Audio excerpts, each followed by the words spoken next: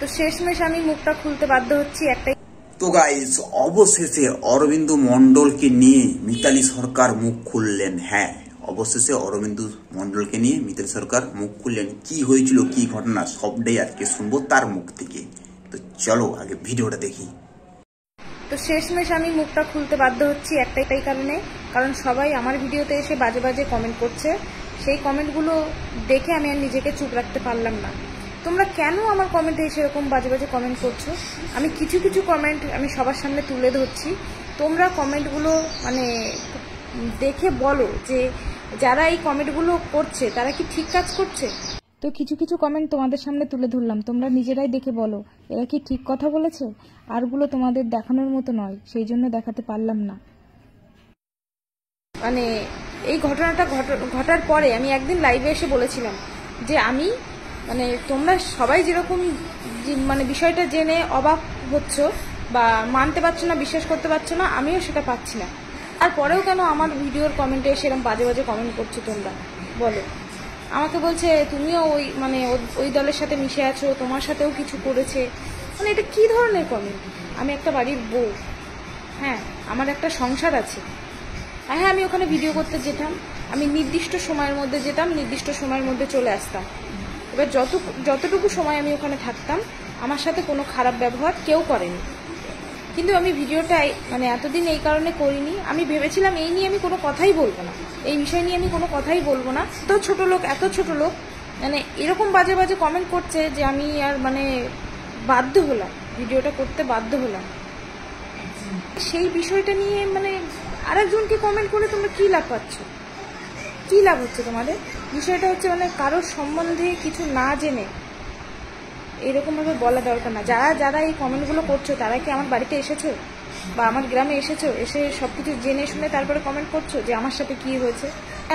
কিছু বলতে চাই না, এইসব ছোট লোকদের কিছু বলা নিজের মুখটাই নষ্ট করা। তো যারা আমাকে ভালোবাসো তাদেরকে আমার তরফ থেকে অনেক ভালোবাসা, এভাবেই আমাকে সাপোর্ট করো। আর যারা এরকম ছোট লোকের মতো কমেন্ট করছো তাদেরকে আর কিছু বলার নেই, জাস্ট কিছু বলার নেই। আর একটা কথা বলতে চাই, আমিও তোমাদের মতো সাধারণ মানুষ। তোমরাও যেরকম চারিদিক থেকে খবর পাচ্ছ, খবর পেয়ে জানতে পারছো, আমিও সেরকম ভাবেই খবর পাচ্ছি। তার থেকে বেশি আমি কিছুই জানি না। সেই জন্য তোমাদেরকে বলবো, তোমাদেরকে রিকোয়েস্ট করবো, তোমরা প্লিজ আমার ভিডিওতে এসে কেউ বাজে কমেন্ট করো না। প্রথমে বলে দিদি, এইসব কথায় কান দিয়ে কোনো লাভ নেই। হ্যাঁ, কোনো লাভ নেই, কারণ এরা হচ্ছে দুমুখ সাপ। ঠিক আছে, এইসব যারা কমেন্টগুলো করে এরা হচ্ছে দুমুখ সাপ। এরা হচ্ছে মানুষের যখন ভালো ভিডিও আসে তখন মজা নেয়, ঠিক আছে, তখন মজা নিচ্ছে, তখন দাদা খুব ভালো ভিডিও হচ্ছে, দাদা খুব ভালো, ঠিক আছে। যখন সেই ব্যক্তির নামে কোনো কেস লোটে যায় বা তাকে ফাঁসানো হয় বা কোনো কিছু ব্যতিক্রমে কোনোভাবে যদি কোনো কিছু হয়ে যায়, ঠিক আছে, তার বিষয়টা সম্পূর্ণ জানবে না, শুনবে না, ঠিক আছে। এরপরে আরম্ভ হয়ে গেল, এই ছিল, ওই ছিল, ওখানে যেতে পারতিস, এইখানে লাগাতে পারতিস, এই করতিস, তোরা ওই করতিস, কিন্তু বিষয়টা কেউ কিছু জানলো না, ঠিক আছে। এরা হচ্ছে সম্পূর্ণ দুমুখ সাপ। হ্যাঁ, এরা দুমুখ সাপ, ঠিক আছে। কারণ কিছুদিন আগে যখন অরবিন্দর নিউজটা দেখেছিলাম, ঠিক আছে, তখন এই অরবিন্দর নিউজ নিয়ে আমি ভিডিও বানিয়েছিলাম। পরবর্তীকালে যখন পুরো ফেসবুক পেজ, ইউটিউব, পুরো আরও যখন গোটা দুনিয়াতে খোঁজাখুঁজি করে দেখি যে সম্পূর্ণ এটা কোথাও না কোথাও তাকে একটা ফাঁসানো হয়েছে, ঠিক আছে। এই কথাটা আমি বলছি না, এমনকি ম্যাডামও বলেছে, একজন অ্যাডভোকেট ম্যাডাম, সেও কিন্তু বলেছে। তো সেই জায়গা থেকে বলি, যারা কমেন্ট করছে, ঠিক আছে, তারা কিন্তু না জেনে কমেন্ট করছে। হ্যাঁ, তারা হয় না, কেউ ভিডিও দেখে মজা, যেমন পাড়াতে ঝগড়া হয় না, কিছু দেখবে কাকিমারা থাকে, পাশের বাড়িতে ঝগড়া হচ্ছে, দেখবে হেভি মজা, আবার গিয়ে একটু করে উস্কে দেয়, আনন্দ পায়। ঠিক এরকম কিছু আছে সোশ্যাল মিডিয়াতেও, কিছু আছে যারা কমেন্ট করে মজা পায়, মজা।